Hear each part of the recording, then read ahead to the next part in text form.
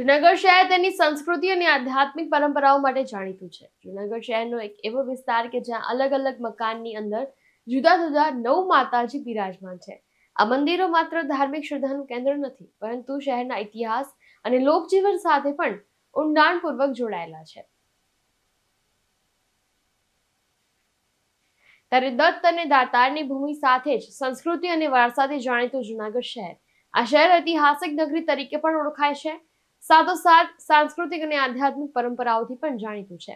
જૂનાગઢ શહેરનું જૂના નાગરવાડા વિસ્તાર કે જ્યાં નાગર સમાજના લોકો વસવાટ કરતા હતા. આ વિસ્તારની અંદર એક બે નહીં પરંતુ જુદા જુદા 9 માતાજી અલગ અલગ મકાનની અંદર બિરાજમાન છે. જૂના નાગરવાડાના શક્તિરૂપે બિરાજતા માતાજીના 9 મંદિર આવેલા છે, જેનો અલગ અલગ ઇતિહાસ રહેલો છે. 9 જેટલા માતાજીના અલગ અલગ સ્થાનની વાત કરીએ તો માંગનાથ મંદિરમાં આવેલ હીરાગીરી માતાજીનું મઠ, જૂના નાગરવાડા વિસ્તારમાં આવેલ દેડકીના વાઘેશ્વરી માતાજી, અંબાજી માતાજી, આનંદેશ્વરી માતાજી, દુર્ગા દેવી માતાજી, ઓસમ માતાજી બિરાજે છે અને તેની લોકવાયકાઓ પણ છે. માન્યતા એવી છે કે વર્ષો પહેલા માતાજી રાત્રિના સમયે ગરબા રમતા હતા અને અચાનક કોઈ આવી જતા માતાજી છુપાઈ ગયા હતા અને તે જગ્યાએ આજે માતાજીના સ્થાનક પૂજાય છે. અંબાજી મંદિરમાં માતાજી પદ્માસન રૂપે બેઠેલા છે, જે પ્રકારનું મંદિર સમગ્ર ગુજરાતમાં લગભગ ક્યાંય જોવા મળતું નથી. મારું નામ નલિની મનોજભાઈ ખોડા અને જય માતાજી.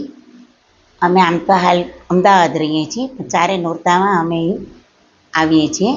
આ મારા નાનાજીનું ઘર છે અને અહીંયા સ્વયં માતાજી પ્રગટ થયેલા છે અને ઘણા લોકોને પરચાઓ પણ એણે આપેલા છે. લોકો રાત્રે બેઠા ગરબા થાય છે અને એમાં ઘણું માણસ આવે છે અને ભક્તિભાવથી ખૂબ જ સુંદર રીતે ગરબા રજૂ થાય છે.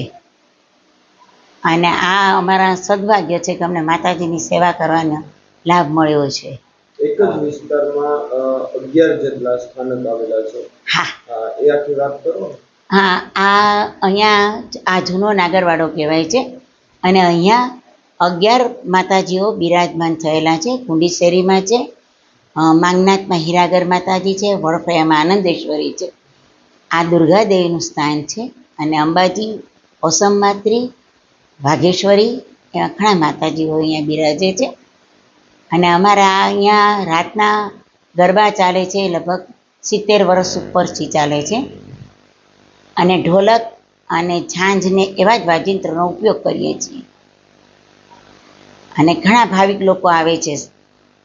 આ સ્વયંભૂ પ્રગટેલા છે અને 300 વર્ષ જૂના છે અને આ પહેલાં મારા નાનાજીનું ઘર હતું અને એક ગોળાકાર મૂર્તિ હતું, પછી આ આટલું મૂર્તિ સ્વરૂપ તો આપ્યું છે અને પછી જે કાંઈ નૈવેદ્ય એના કરીએ છીએ એ છે. અને બાકી દુર્ગા દેવી છે એટલે આચાર્યના કુળદેવી પણ છે અને ભક્તોને પરચાઓ પણ ઈચ્છાઓ, દરેક જાતની ઈચ્છાઓ પૂર્ણ કરી છે. હું રશ્મિ મહેશ્વરભાઈ પંચોળી, અંબાઈ ફળિયું જુનાગઢ જૂનો નાગરવાડા સ્થિત અંબાજી મંદિરની અમે સેવા પૂજા કરીએ છીએ. અમારે ત્યાં આ સેવા પૂજા અમારા દાદાના પણ પિતાજીના વખતથી છે, એટલે લગભગ 4થી પેઢીથી અમે આ પૂજા ચાલુ છે અમારે ત્યાં. અને આ મંદિરનો ઇતિહાસ જોઈએ તો મંદિર એની અંદર જે આરસ છે એને 150 વર્ષ ઉપર થઈ ગયા છે અને એટલે મંદિર છે એ પૌરાણિક 200 વર્ષ ઉપરનું આ મંદિર છે. મંદિરમાં જે માતાજી બિરાજે છે તે અંબાજી માતાજી અને એ ચતુર્ભુજ પદ્માસન સ્થિત છે. આપણા ગુજરાતમાં લગભગ ક્યાંય આ રીતે ચતુર્ભુજ પદ્માસન સ્થિત માતાજી હોય એવું જાણવા મળેલ નથી. અને એની બાજુમાં શંકર અને પાર્વતી પણ બિરાજે છે, એટલે શિવ અને શક્તિ એકી સાથે બિરાજતા હોય એ રીતે અહીંયા જોવા મળે છે.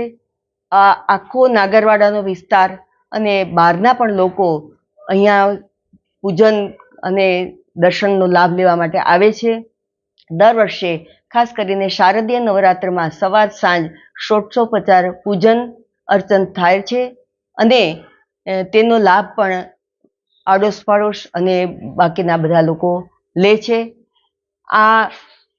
આટલો જે વિસ્તાર છે એમાં એક સાથે 9 માતાજીના સ્થાનક છે.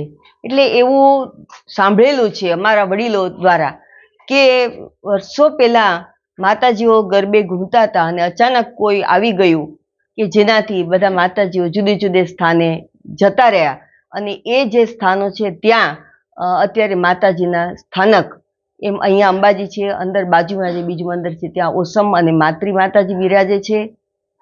આગળ જઈએ તો વાઘેશ્વરી માતાજી છે. બીજા એક ઘરની અંદર પણ વાઘેશ્વરી માતાનું બહુ જ નાનું સ્વરૂપ, જેને કે આપણે બાળ સ્વરૂપ કહી શકાય એટલું નાનું સ્વરૂપ છે. દુર્ગા જેવી માતાજી છે. પછી આગળ જઈએ તો અષ્ટભુજા અને પદ્માવતી માતાજી છે અને આનંદેશ્વરી માતાજી એ વડફળિયામાં બિરાજે છે.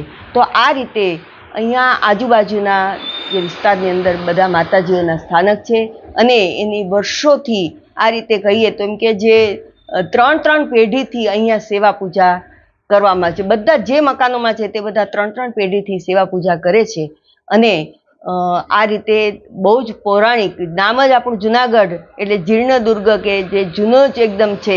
તો એનો ઇતિહાસ પ્રમાણે આપણા જે આ મંદિરો છે એ પણ બધા ખૂબ જ પૌરાણિક છે. ચિરાગ રાજગુરુ સાથે ચક્રવાત ન્યૂઝ, જુનાગઢ.